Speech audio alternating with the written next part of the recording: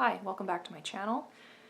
I can't believe it, but it's time to do May favorites. Feels like I just did April, but here we are, it's May 31st.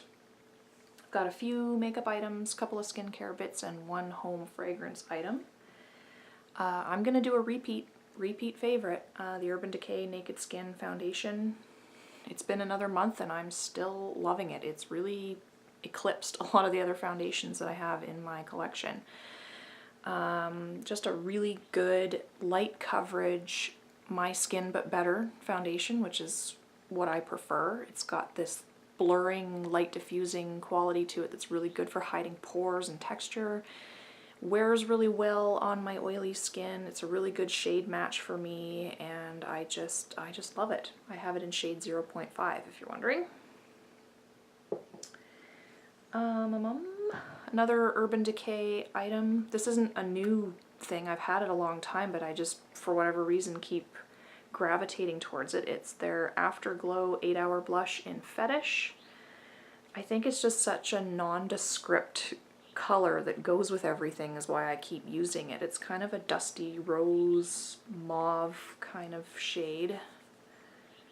And it's not super duper pigmented either, so you don't have to be so careful with it like you do with some blushes, and I like that about it. You can just kind of throw it on, build it up to the intensity that you want, and it's just lovely. And it's matte, which I prefer.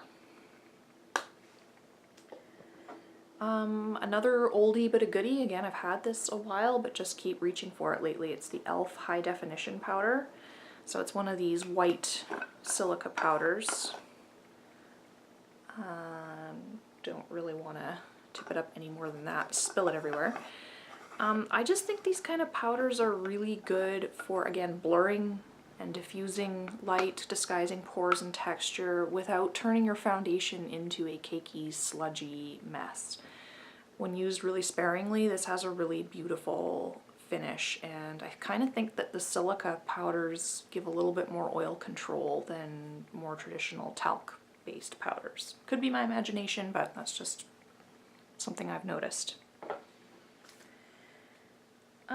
If you've watched any of my Get Ready With Me videos, you'll know that I've been a long time fan of the Laura Mercier Secret Camouflage for spot concealing. But for whatever reason this month I just kind of parted ways with that and have been trying something different. I get bored with doing the same thing day after day, and every now and then I'll just randomly decide to switch and then find a new favorite. So for spot concealing lately I've been using this. It's the Almay Age Essentials Concealer.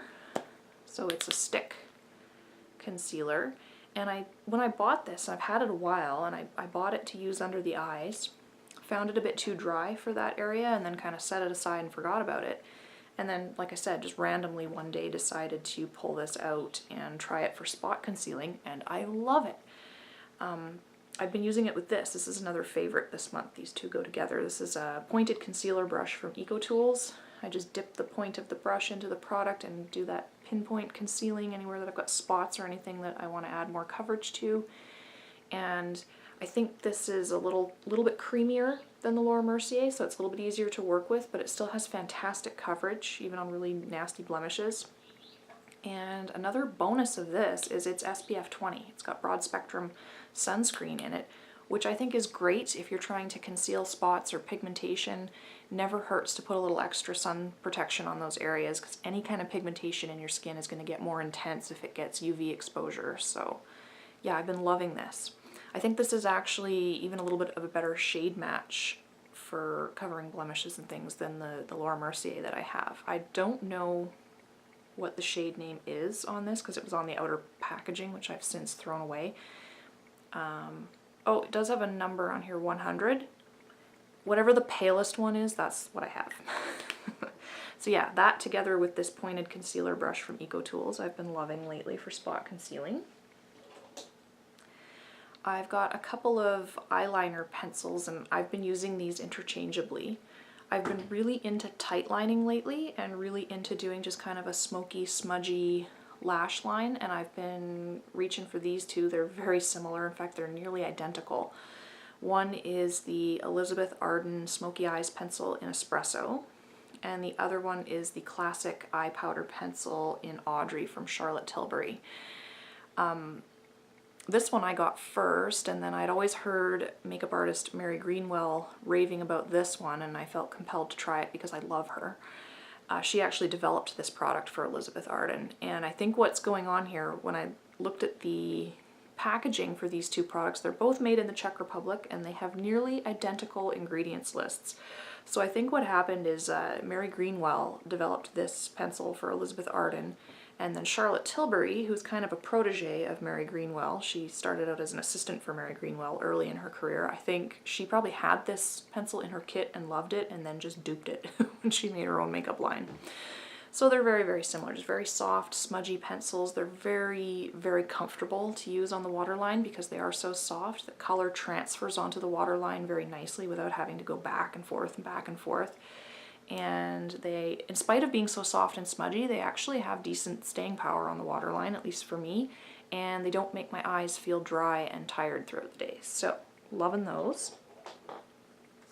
That's it for the makeup stuff, so I've got a couple of skincare bits here.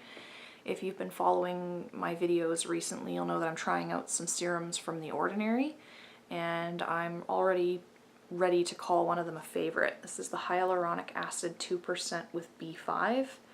This is just soothing, plumping, hydrating, juicy goodness. Love it. Even after just using it for a couple of weeks, I can already see a difference in my skin, particularly around my mouth and chin, where I tend to get a little bit of flakiness and the fine lines can get quite pronounced from dehydration. This has really, really plumped out those fine lines. My foundation goes on smoother and wears better throughout the day. My skin's less oily, which with that kind of thing, sometimes it's hard to tell if that's because of the skincare that you're using or if it's just a hormonal fluctuation or whatever. But yeah, I just love the way this feels and I love what it's doing for my skin. And it's like $6 and some cents Canadian, so super budget friendly, which I'm all about budget friendly stuff lately. Which brings me to my next item. So if you saw my skincare budgeting video that I did a few weeks ago, you would know that I was on the hunt for a cheaper alternative to the Clinique Take the Day Off Cleansing Balm, and I found one from the brand Simple. This is their Hydrating Cleansing Oil, and I've been using this for the past couple of weeks and I love it.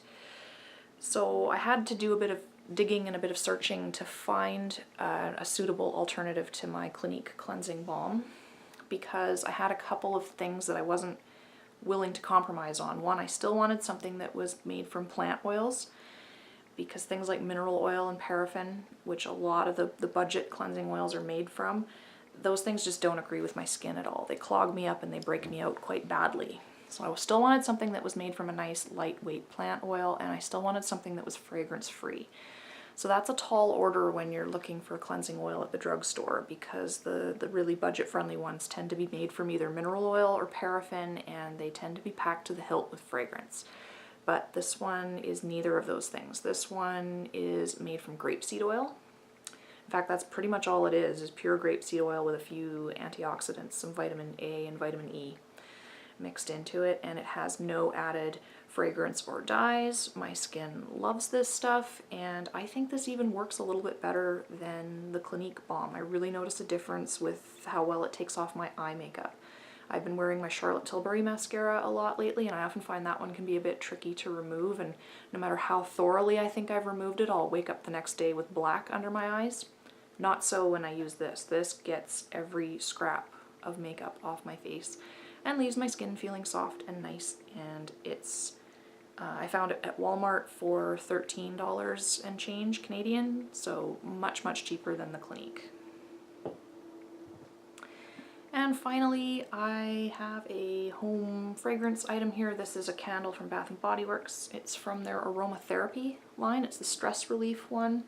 The scent is eucalyptus tea, and it's just beautiful. I've been burning this in my bedroom at night before bed, and it does have a very calming, relaxing effect, and it's a nice amount of fragrance for this size of space. Some of their candles are pretty potent, and I can't burn them in my bedroom or they give me a headache, but this one's just soft and lovely and soothing and nice.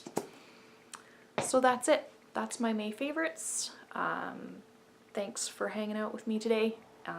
Subscribe to my channel if you haven't already, and I will see you next time.